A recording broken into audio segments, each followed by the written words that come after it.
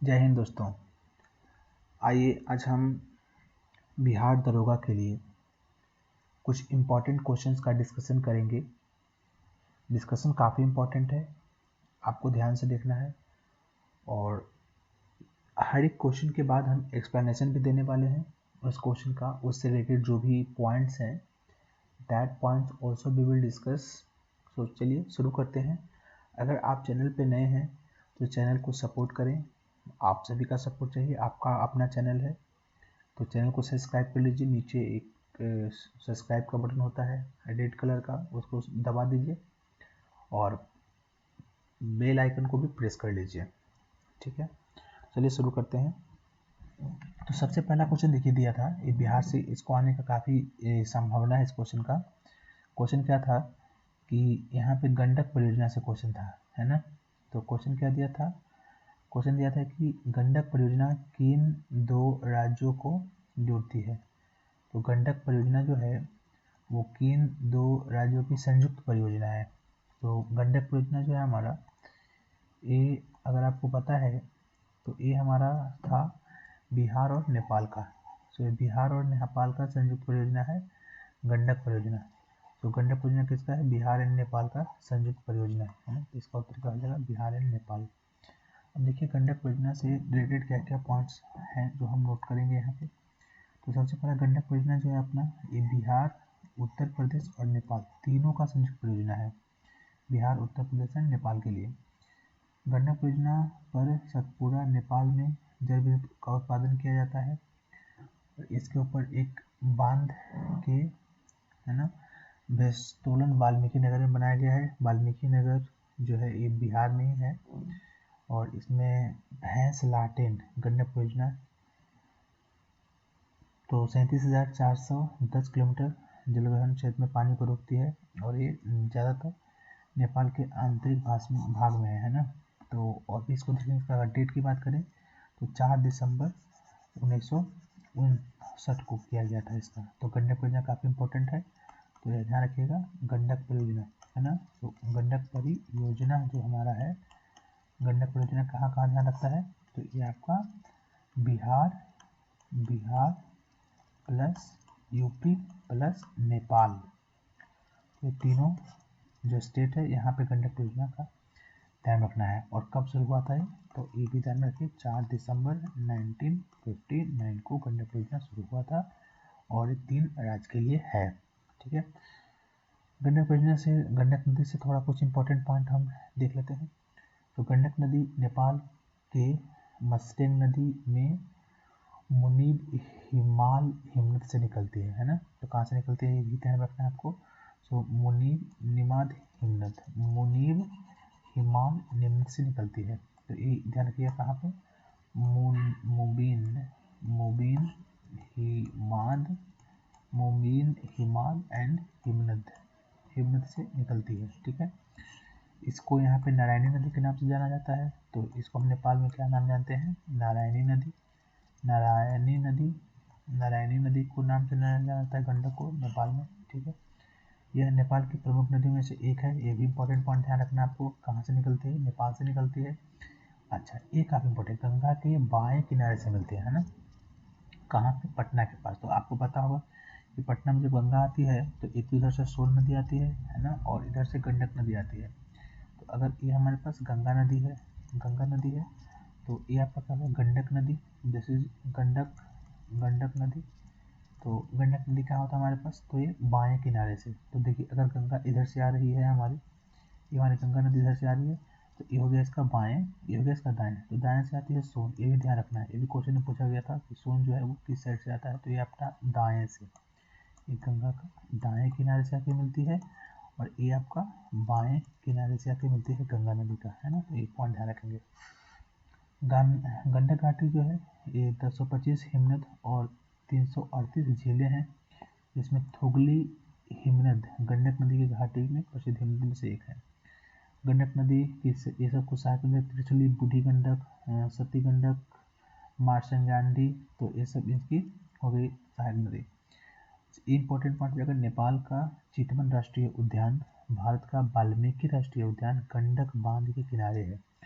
तो आपको पता है कि हमारा बिहार में एक वाल्मीकि राष्ट्रीय उद्यान है, एकमात्र यही है जो फेमस है। तो एक किसके किनारे, गंडक नदी के किनारे। गंडक नदी को उल्लेख प्राचीन काल में, ये भी काफ़ी इम्पोर्टेंट, तो इसको संस्कृत में महाभारत में भी गंडक नदी का उल्लेख मिलता है। इससे विकास में वर्णन में कुमार खंड या शिव पुराण में इसको शंखचूड़ के नाम से जानते हैं। तो इसको कुमार खंड एंड शंखचूड़ के नाम से जाना जाता है। तो ये हमारा पहला क्वेश्चन। देखिए कितना सारा क्वेश्चन आपको बताया।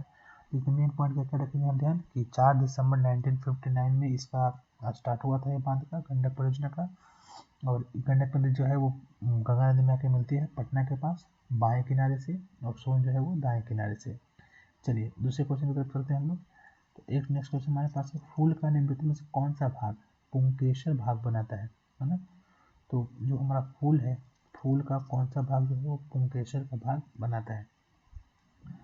तो इस क्वेश्चन को देख लीजिए। सो फूल का कौन सा भाग आपका पुंकेसर बनाता है, ठीक है। तो यहाँ पे जो हम बात करेंगे इसमें जो बात होगी हमारी पुंकेसर वाली, तो यहाँ पे क्या हो जाएगा हमारे पास, तो इसका आंसर आ जाएगा एंथर परागकोश, है ना। सो फूल का कौन सा भाग पुंकेसर बनाता है, ये बनाता है आपका एंसर परागकोश, एंसर परागकोश, ठीक है। तो आंसर परागकोश आ जाएगा। अब देखिए फूल के अगर हम बात करें तो फूल में जो नर प्रजनन अंग होता है वो क्या होता है, पुंकेसर के रूप में जाना जाता है। तो फूल में नर प्रजनन अंग किसको बोलते हैं हम लोग, पुंकेसर को भी क्वेश्चन आ सकता है। इसमें पराग पैदा होता है, पराग के कणों को उत्पन्न चूर्ण होते हैं, है ना। तो परागकोश हो गया। एक फिलामेंट बोलते हैं, परागकोश किसको बोलते हैं, वह भाग जहाँ पे पराग उत्पन्न होता है उसको परागकोश बोल दीजिए। फिलामेंट क्या होता है, तो फूल की संरचना जो एक डंठल जैसी संरचना होती है ना, जो उसको परागकोश को जोड़ती है। एक स्त्री केसर होता है, एक फूल का मादा प्रजनन अंग। तो एक तो हो गया आपका पुंकेसर पुरुष प्रजनन अंग, एक हो गया आपका स्त्री केसर, इसको बोलते हैं मादा प्रजनन अंग।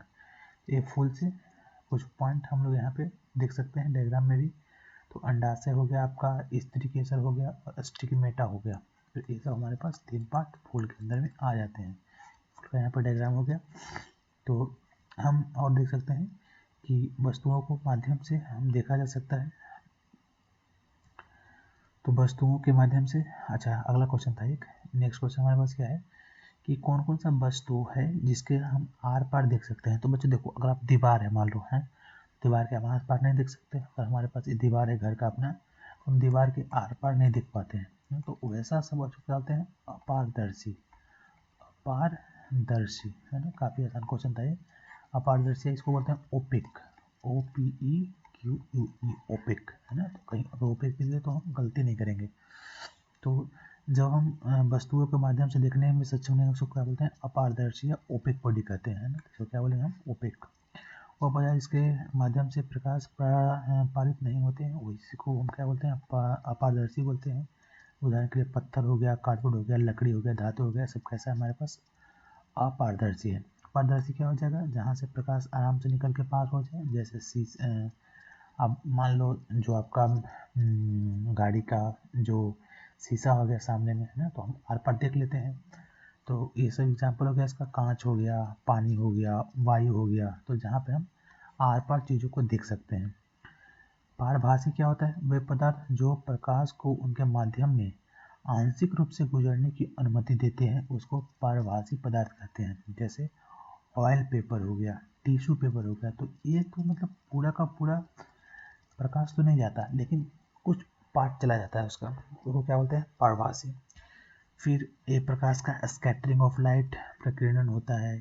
प्रकाश कैसा तरंग है, अनुप्रस्थ तरंग है, निर्वात में तेजी से गमन करता है। और आपको पता होना चाहिए इसका स्पीड भी पूछता है, 3 × 10⁸ मीटर पर सेकेंड।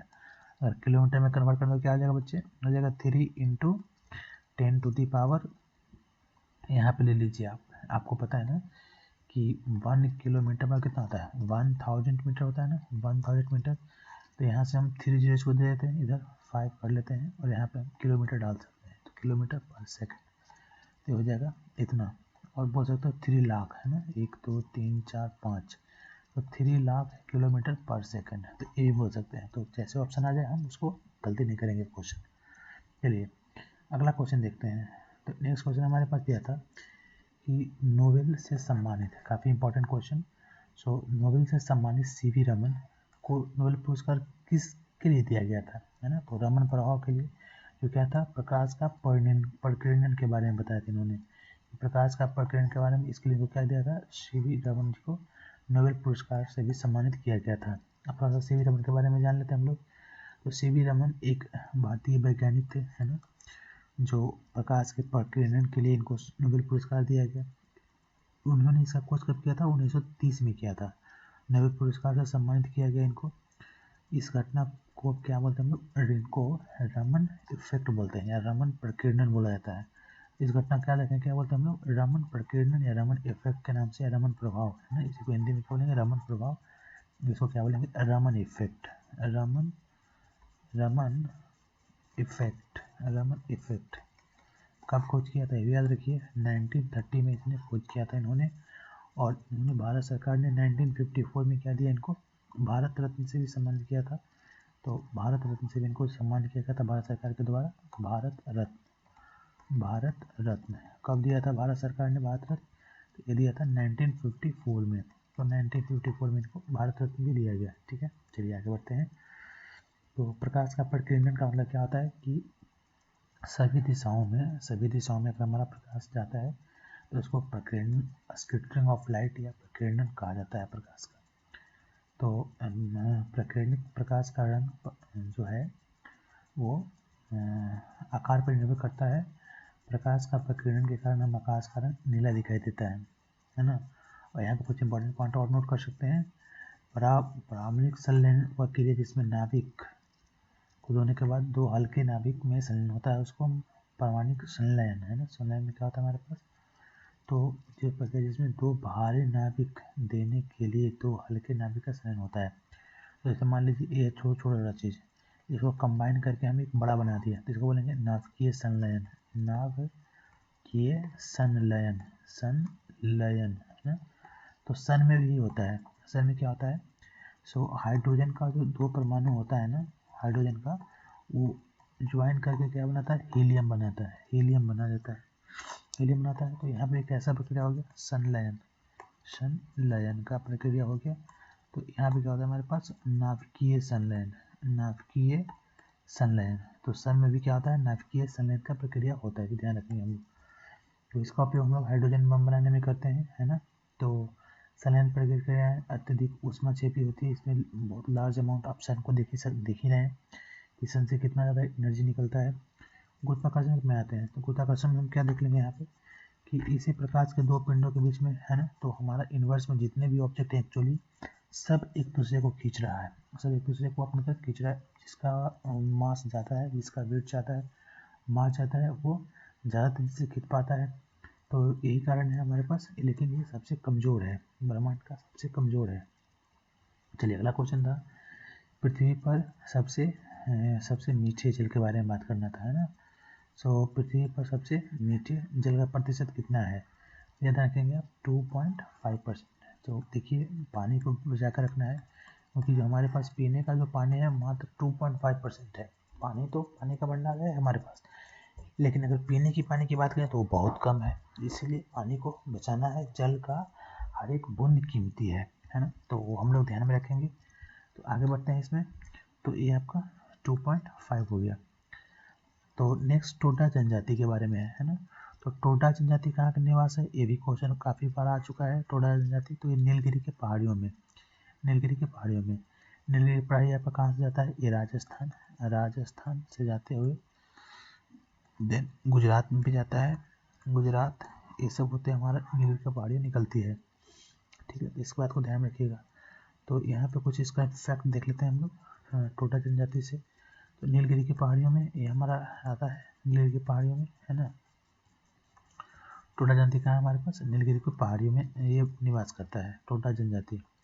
दूसरा पॉइंट, नीलगिरी पहाड़ियाँ कहाँ है, भारत के दक्षिण में, है ना, भारत के दक्षिण में। तो अगर इंडिया का मैप आपको दिखाएं तो भारत कहाँ पे हमारे पास, दक्षिण में नीलगिरी की पहाड़ियाँ हैं, है ना। तो नीलगिरी की पहाड़ियाँ कहाँ आपके पास है, तो भारत के दक्षिण पोर्शन में, इस साइड में नीलगिरी की पहाड़ियाँ। तो गुजरात हो गया आपका, है ना, गुजरात इस साइड में जो एरिया है जिसमें हमारे पास नीलगिरी की पहाड़ियाँ है।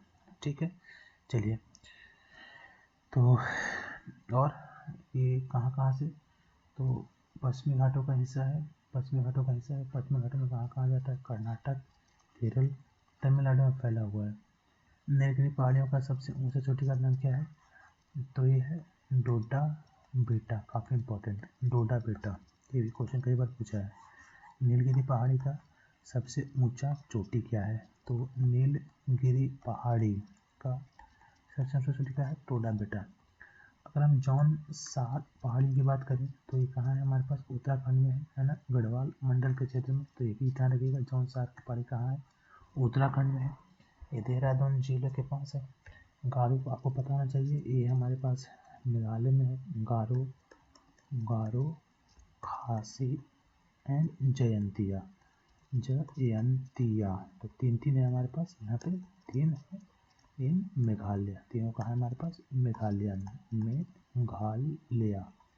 मेघालय में तीनों आ जाता है। ठीक है, चलिए आगे बढ़ते हैं।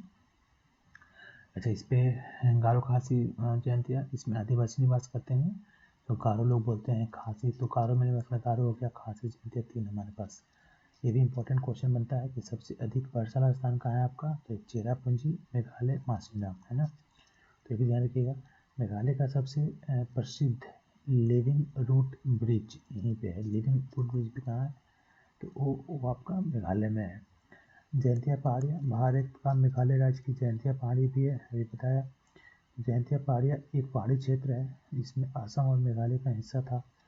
गारो, खासी, जयंतिया, गारो, खासी, जयंतिया पर्वत श्रृंखला उष्णकटिबंधीय नाम का सदाबहार वन है। तो गारो, खासी, जयंतिया का एक ऐसा हमारे पास वो सदाबहार वन का एक एग्जाम्पल है। ठीक है, चलिए आगे देख लेते हैं नेक्स्ट क्वेश्चन की तरफ। अगला क्वेश्चन हमारे पास है, क्षेत्रफल की दृष्टि से विश्व का सबसे बड़ा हिंदू मंदिर। काफ़ी इंपॉर्टेंट क्वेश्चन।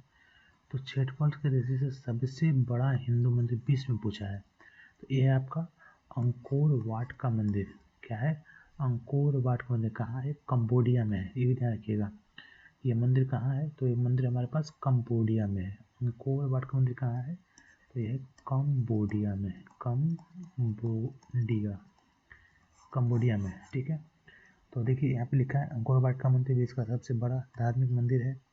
इसका 162.6 हेक्टेयर में फैला हुआ है। कहाँ है, कंबोडिया में स्थित है। कंबोडिया में है ना। 12वीं शताब्दी में बनाया गया था। किसने बनाया था, तो खमेर साम्राज्य की राजधानी यशोधपुरा। तो ये एरिया रखिए कब बनाया गया है, तो 12वीं शताब्दी में बनाया गया है। 12वीं शताब्दी में बनाया गया था। ठीक है, तो शताब्दी में। तो और देखिए मूल रूप से सूर्य वर्मन द्वितीय व्यक्तिगत रूप से 12वीं शताब्दी में इनको बनाया गया था। ये भी ध्यान में रखना है आपको।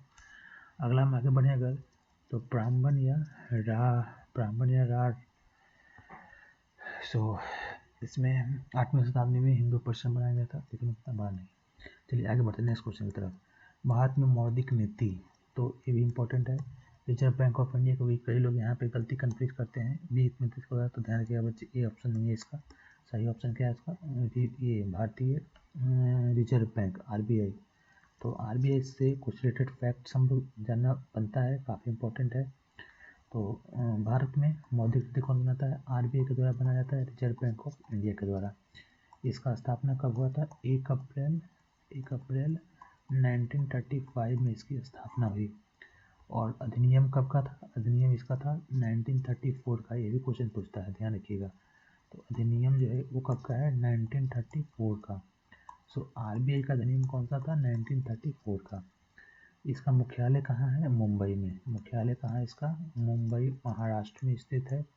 मुंबई महाराष्ट्र में स्थित है इसका मुख्यालय। ठीक है, अगला क्वेश्चन की बात करें, किसकी कौन सा कमेटी किया जाता है, तो यंग हिल्टन कमीशन। काफ़ी इंपॉर्टेंट है ये भी। सो हिल्टन या यंग हिल्टन बोलते हैं इसको, Hilton young commission. Young commission के नाम पर, क्योंकि सिफारिश पर इसको स्थापना किया गया। और आरबीआई को हम क्या बोलते हैं, बैंकरों का बैंक भी बोलते हैं इसको, बैंकर का बैंक बोलते हैं। क्यों बोलते हैं, क्योंकि ये जो भी हमारे पास इंडिया में बैंक है ना, उसको ये लोन देती है। कौन देती है, आरबीआई देती है। और क्या बोलते हैं, रिवर्स रेपो रेट। तो जिस रेट पर बैंकों को उसको बोलते हैं रिवर्स रेपो रेट, ठीक है। और देखिए, भारतीय रिजर्व बैंक 1 रुपये से जो भी ऊपर का नोट है ना, उस पर जो साइन होता है वो आरबीआई का गवर्नर का होता है। लेकिन इसकी ये भी काफ़ी इंपॉर्टेंट है कि जो 1 रुपया 1 रुपया का जो नोट है उस पर साइन किसका होता है, वित्त सचिव का होता है। ये ध्यान रखिएगा, ये क्वेश्चन कई बार पूछा गया है। तो वित्त सचिव का होता है अगर 1 रुपये का नोट है तो। अगला क्वेश्चन देखिए, तो पहले गवर्नर कौन थे इसके, तो पहले गवर्नर थे sir Osborne Smith. Sir Osborne Smith इसके पहले गवर्नर। और अगर पहले भारतीय गवर्नर पूछेगा तब आ जाएंगे हमारे ये सी.डी. देशमुख साहब, है ना। तो यहाँ पे क्या आ जाएगा हमारे पास, सी.डी. देशमुख, ये आपके आ जाएंगे। शक्तिकांत दास अभी के हैं कितने नंबर के, 25वें नंबर के। तो अभी प्रेजेंट में कौन है, शक्तिकांत दास कितना नंबर, 25वां नंबर। तो देखिए कितना सारा क्वेश्चन हमने यहाँ से कर लिया। तो इसका मुख्य कार्य क्या होता है, मौद्रिक नीति को बनाना और कंपनी को सहायता देना। तो ये सब इसका काम है। चलिए अगला क्वेश्चन देखते हैं। क्वेश्चन है निम्नलिखित में से कौन सा बंदरगाह नहीं है, तो कोचिन बंदरगाह है, हम सब लोग जानते हैं कोचिन बंदरगाह है हमारे पास। अगर हम बात करें तो ये भी है, बेंगलुरु बंदरगाह भी है, बेंगलुरु बंदरगाह है, बेंगलुरु बंदरगाह नहीं है, बेंगलुरु और कांडला बंदरगाह है ना। तो बेंगलुरु बंदरगाह यहाँ पे नहीं, तो उत्तर क्या हो जाएगा इसका, बेंगलुरु, है ना, बेंगलुरु इसका उत्तर हो जाएगा। तो अगर हम इसका देखें, भारत का तट रेखा जो है वो 7,516 किलोमीटर का है ना। इसमें 95% जो है वो व्यापार जल मार्ग से होता है, ऐसा कुछ दे रखा है। पोर्ट ब्लेयर है एक मार्ग। भारत में टोटल जो अगर हम देखें तो ये 53 जो है महाराष्ट्र में है, 40 गुजरात में, 15 तमिलनाडु में, 10 कर्नाटक में और 82 ये क्या है, बंदरगाह के बारे में दिया गया है। भारत सरकार की संरचना के बारे में दे रखा है यहाँ पे, है ना। तो ये सब देख सकते हैं। अगला क्वेश्चन देखिए, नेक्स्ट क्वेश्चन जो यहाँ दिया है, से किनको बनाया गया है, यहाँ पे chief justice of India CJI, है ना। तो सुप्रीम कोर्ट बनने के लिए आपका एज कितना चाहिए, मिनिमम एज 35 वर्ष। रिटायरमेंट का एज क्या है, या तो 5 साल या 65 साल, जो पहले हो जाए। सुप्रीम कोर्ट का 66 साल है ना। और हाई कोर्ट का क्या है, 5 या 65 ओनली, ये ध्यान रखिएगा। अभी वर्तमान में कौन है, तो यहाँ अपने पास NV रमन्ना साहब। तो यहाँ देखिए कुछ इंपॉर्टेंट पॉइंट।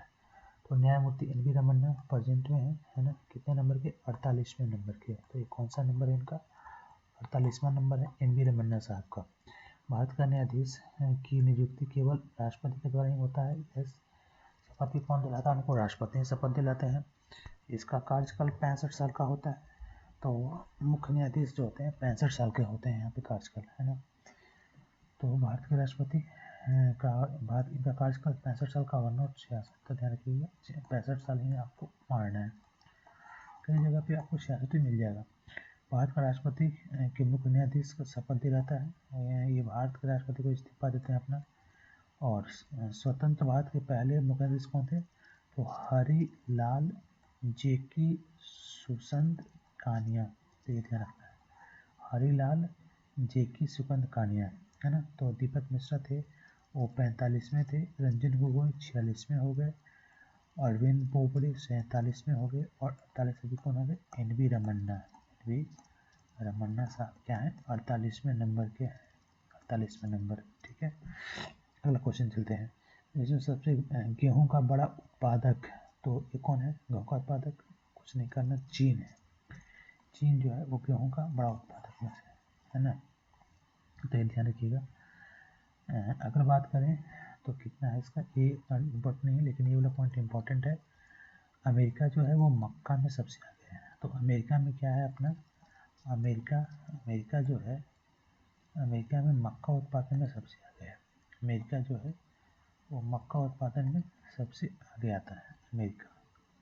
अमेरिका जो है मक्का उत्पादन में आगे है। गेहूँ उत्पादन में भारत जो है वो दूसरे स्थान पर आता है। गेहूँ उत्पादन में भारत तीसरे स्थान पर आता है, ठीक है। ब्राज़ील जो है वो गन्ना में नंबर 1 में है। ब्राज़ील का क्या है, गन्ना में नंबर 1। तो ब्राज़ील का क्या होगा, गन्ना में नंबर 1। परंपरागत रूप से भारतीय खेती तो ये पंजाब, हरियाणा, चिकनी मिट्टी वहाँ पे, इसलिए। चलिए अगला क्वेश्चन, काफ़ी ये भी इंपॉर्टेंट क्वेश्चन है। कोई गलती, कोई बच्चे बहुत पता बच्चे गलती करते हैं यहाँ पे। क्वेश्चन क्या था कि सबसे छोटा संविधान बोल रहा है ना। तो सबसे छोटा संविधान कहाँ का है, तो अमेरिका का है। सबसे पुराना और सबसे छोटा, तो कहाँ का हो जाएगा आपका, अमेरिका इसका उत्तर हो जाएगा। ये भी ध्यान रखिएगा। चलिए आगे बढ़ते हैं नेक्स्ट क्वेश्चन की तरफ। नेक्स्ट क्वेश्चन अपने पास है, ब्रिटेन के पास ये सब कुछ इंपॉर्टेंट दिया है। संविधान से टोटल 25 भाग हैं प्रेजेंट में। तो भाग 1 आपका 1 से 4, भाग 2 जो है 4 से 5 से 11 नागरिकता संबंधी, भाग 3 मौलिक अधिकार है 12 से 35, भाग 4 जो है वो 36 से 51 DPSP डायरेक्टिव प्रिंसिपल, जो कि कहाँ से लिया गया, आयरलैंड के संविधान से। मौलिक अधिकार कहाँ से लिया गया है, आपको पता होना चाहिए, रूस से लिया गया है। नागरिकता कहाँ से लिया गया है, ये अमेरिका से, इंग्लैंड का है। मौलिक कर्तव्य रूस से लिया गया। केंद्र शासित प्रदेश जो है वो भाग 8 में दिया गया। भाग 9 में पंचायतें, 9 का ए में नगर पालिका, 9 का बी में सहकारिता समिति, भाग 10 अनुसूचित और जनजाति, भाग 11 संघ और राज्यों के बीच का संबंध, भाग 12 वित्त संपत्ति अनुबंध और लूट, भाग 13 भारत के क्षेत्र के भीतर व्यापार करना है आपको, भाग 14 संघ राज्यों की सेवाएं, है ना। भाग 14 का ए न्यायाधिकरण, भाग 15 में चुनाव, ये भी इंपॉर्टेंट क्वेश्चन कई बार पूछा है। भाग 15 में क्या है, तो ये आपका हो गया चुनाव वाला। 16 में क्या है, कुछ वर्षों से संबंधित प्रावधान। नेक्स्ट अगर देखें आप, तो नेक्स्ट हमारे पास क्या है, तो अगला देख लीजिए। इसमें आपका आता है 18 आपातकालीन से, है ना। 19 में विविध है, 20 में संविधान संशोधन है, और ये सब है ना। तो चावल के लिए कौन सा उपयुक्त नहीं है, सूक्ष्मती चावल के लिए उपयुक्त नहीं है। तो ये सब है, बाकी का भी क्वेश्चन है तो उसको नेक्स्ट क्लास में करते हैं। नेक्स्ट वीडियो बना दूंगा, जल्दी डालूंगा। तो ठीक है बच्चों, धन्यवाद। बाकी क्या मिलते हैं नेक्स्ट क्लास में। Thank you. जय हिंद।